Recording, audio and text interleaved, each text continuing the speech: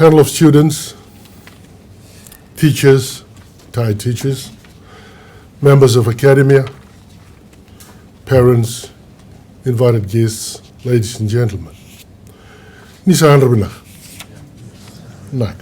And a warm welcome to you all. Thank you for turning up in numbers this morning, despite the weather that we've been blessed with for the week. Today we commence this year's celebration of the life and legacy of the late Ratu Sukuna.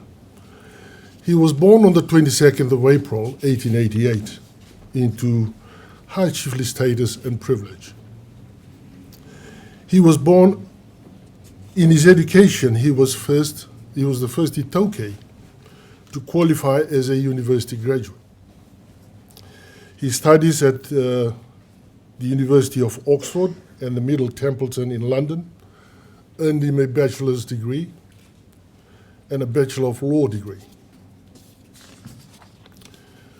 Now, we ask ourselves, who is this great man that we are remembering? He passed away 66 years ago, and yet his legacy endures. Ratu Sukuna was a high chief, a soldier, and a statesman. He was a brilliant student, like most of you here today. His early education was at Wairuku Indian School in Ra. He then attended collegiate school in New Zealand before he moved on to university. But when the First World War broke out in 1914, Ratu Sukuna was at Oxford University. And like many young Fijians, he was keen to see battle, and he thought there was a great opportunity to do so.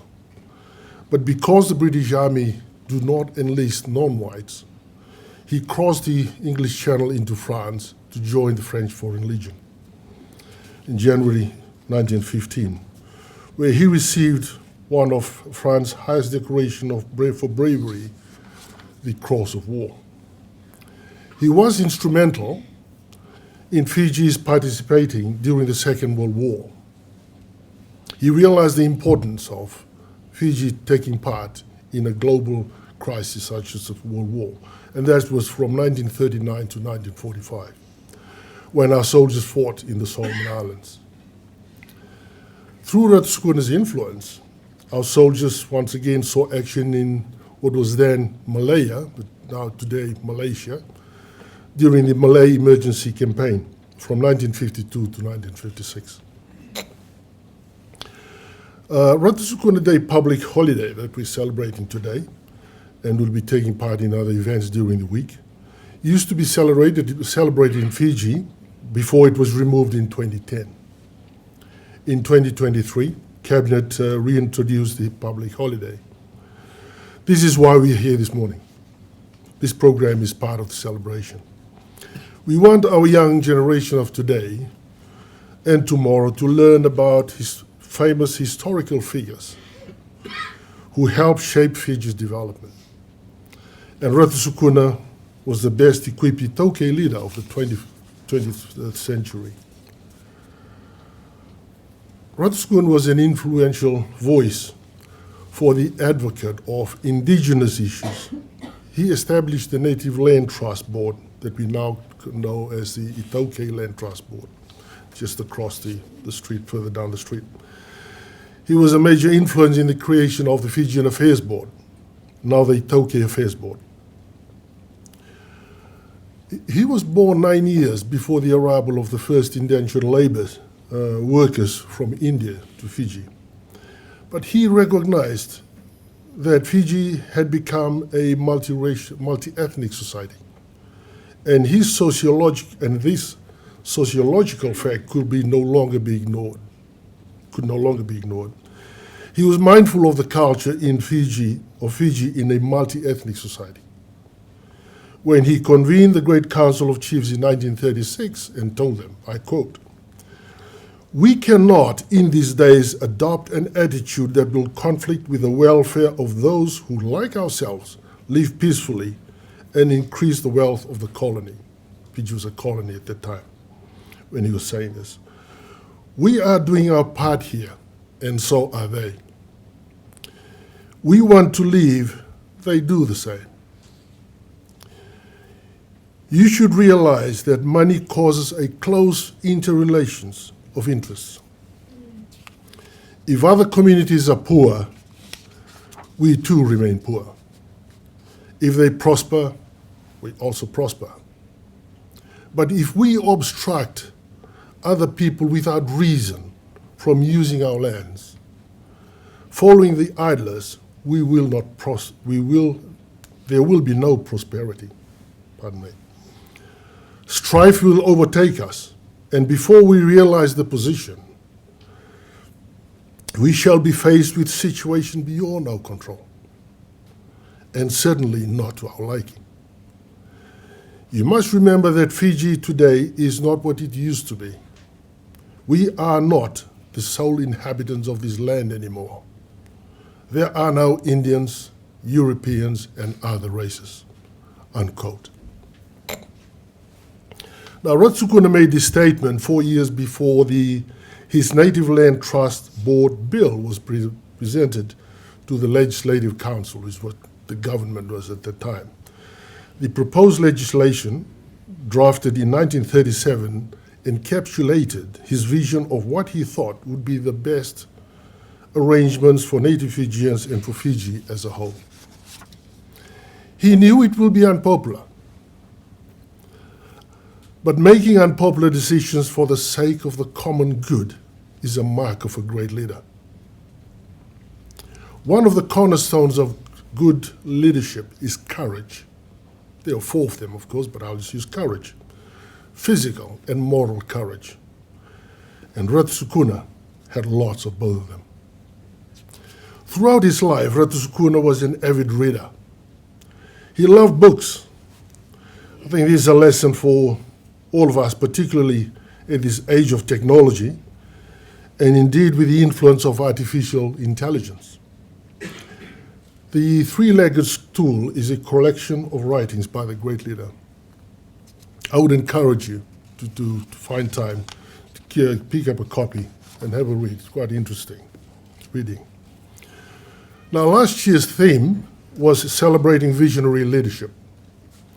This year's theme, we've taken it a step further, is celebrating visionary leadership through education and culture. By now you would have guessed right if you're trying to answer the question why education and culture, because Ratu Sukuna was a giant of both.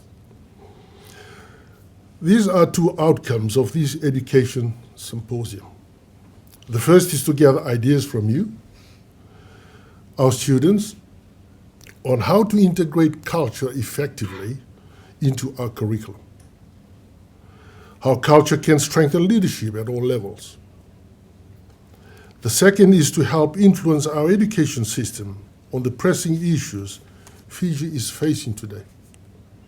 Under the symposium themes, the first theme is indigenous identity. Ratu Sukuna recognized the importance of embracing his indigenous identity and values while also supporting the work of the colonial administration, the government that ruled in his time. He was indeed a man of 2 worlds. Theme number 2, culture and education. Ratu Sukuna achieved significant academic success while steadfastly maintaining his cultural heritage. How can culture and education enhance social and cultural cohesion in Fiji today? The third and the last of the 3 themes, bravery in battle.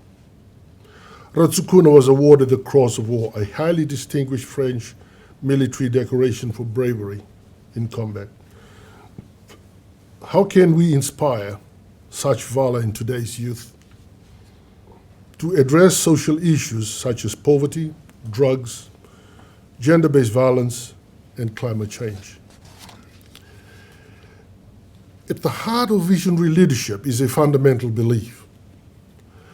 The belief that education and culture holds the key to unlocking the individual potential and also creating a more just, sustainable, and prosperous society. By investing in quality education for all, we empower our youths with knowledge, skills, and critical thinking ability to become agents of positive change for Fiji. By celebrating and embracing lessons and values learned from Ratu Sukuna,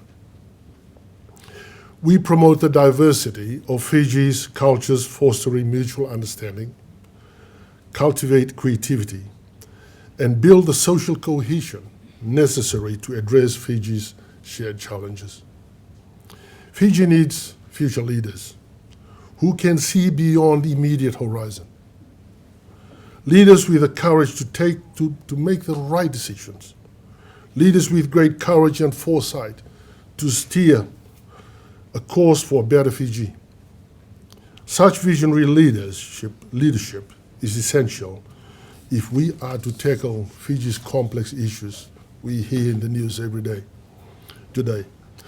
Today, I want us to tap and explore how visionary leadership can leverage the transformative power of education and culture to shape Fiji's future.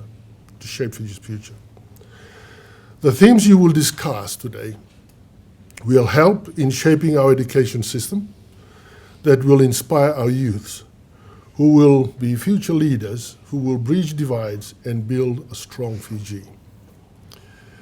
Through this discussion, I hope we can all leave here today with renewed sense of purpose and commitment to champion visionary leadership in our schools and communities. I wish you great success in today's symposium and hope it will yield a clearer vision on how we can strengthen the vital connection between education and culture. And with those few remarks, I declare the Education Culture Symposium 2024 open. May you all have a wonderful day. Good night, William.